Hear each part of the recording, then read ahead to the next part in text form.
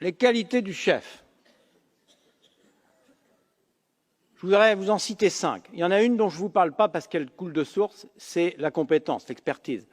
Napoléon disait, il n'y a rien de pire que de faire un métier qu'on ne sait pas, il avait raison.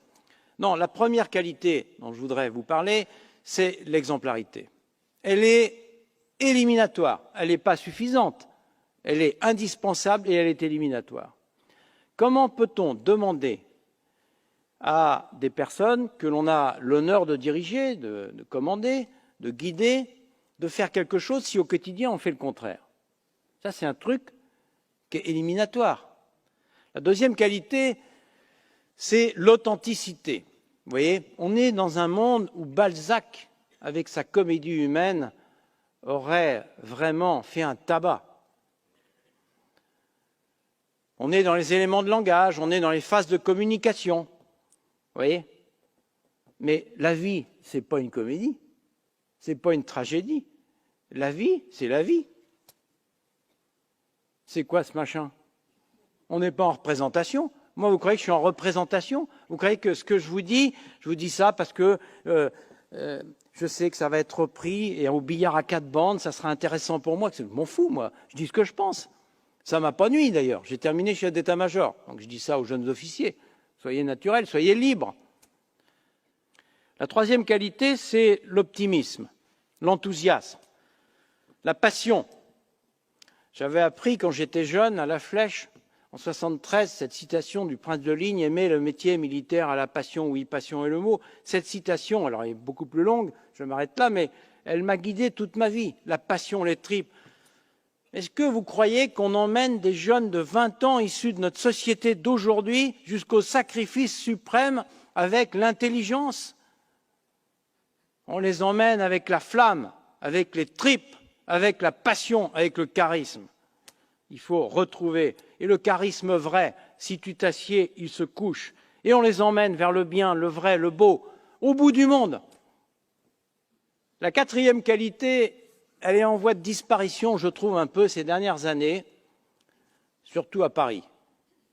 C'est l'humilité, la modestie. Un bon chef est un mendiant d'humilité. Et plus vous montez dans la hiérarchie, c'était mon cas, moi j'ai démarré au bas de l'échelle, je montais à la garde et j'ai terminé chef d'état-major.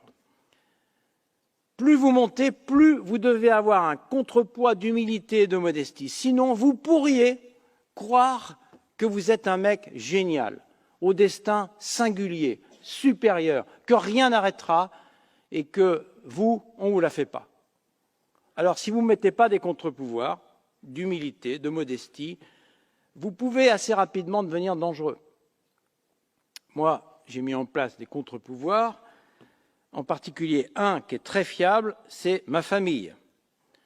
Donc, le soir, quand je rentrais d'une journée de chef d'état-major, j'avais vu les plus grands de ce monde et je commençais à raconter ma journée.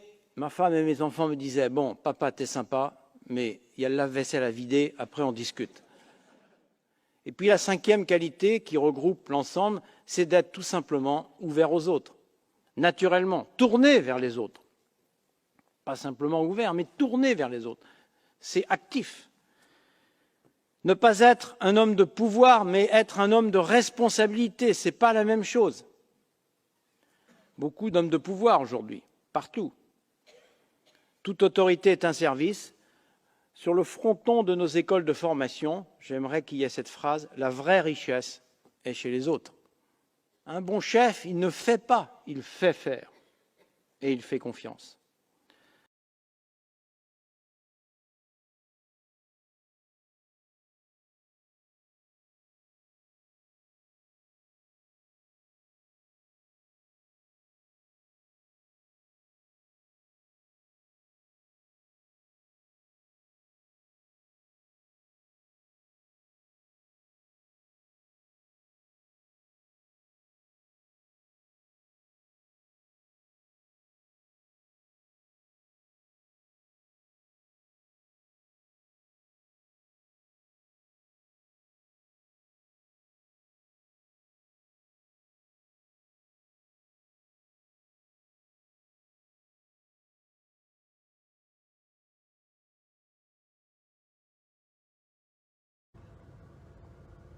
Ils sont en train de jouer un jeu dangereux.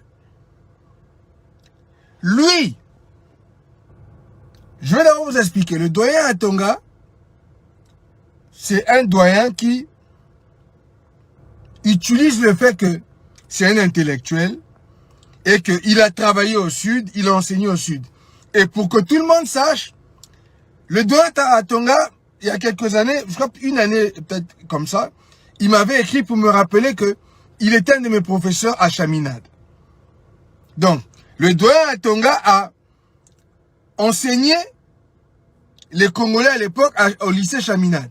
Et c'est vrai, moi j'ai fait comme on dit chez nous, mon lycée, ma seconde et ma première à Chaminade. Donc, c'est pas moi, c'est lui qui m'a rappelé que il était mon professeur. Donc, je veux juste que vous sachiez que c'est vrai, le doyen Atonga m'a enseigné à l'école quand on était à Chaminade. Donc, c'est pour ça même que aujourd'hui qu'il y a cette bataille-là entre la Fédération Congo et la République médiocre du Congo, c'est un peu controversial parce que lui, il a été un de nos professeurs à l'école. Et il a souvent voulu prendre crédit du fait qu'il nous a enseigné. Hein? Quand vous voyez même...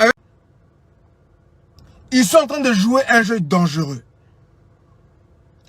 Lui, je vais d'abord vous expliquer. Le doyen Atonga, c'est un doyen qui utilise le fait que c'est un intellectuel et qu'il a travaillé au Sud, il a enseigné au Sud. Et pour que tout le monde sache, le doyen Atonga, il y a quelques années, je crois une année peut-être comme ça, il m'avait écrit pour me rappeler que il était un de mes professeurs à Chaminade. Donc, le doyen Atonga a enseigné les Congolais à l'époque au lycée Chaminade. Et c'est vrai, moi j'ai fait comme on dit chez nous, mon lycée, ma seconde et ma première à Chaminade. Donc, c'est pas moi, c'est lui qui m'a rappelé que il était mon professeur. Donc, je veux juste que vous sachiez que c'est vrai, le doyen Atonga m'a enseigné à l'école quand on était à Chaminade. Donc, c'est pour ça même que aujourd'hui qu'il y a cette bataille-là entre la Fédération Congo et la République médiocre du Congo, c'est un peu controversial parce que lui, il a été un de nos professeurs à l'école. Et il a souvent voulu prendre crédit du fait qu'il nous a enseigné. Hein? Quand vous voyez même...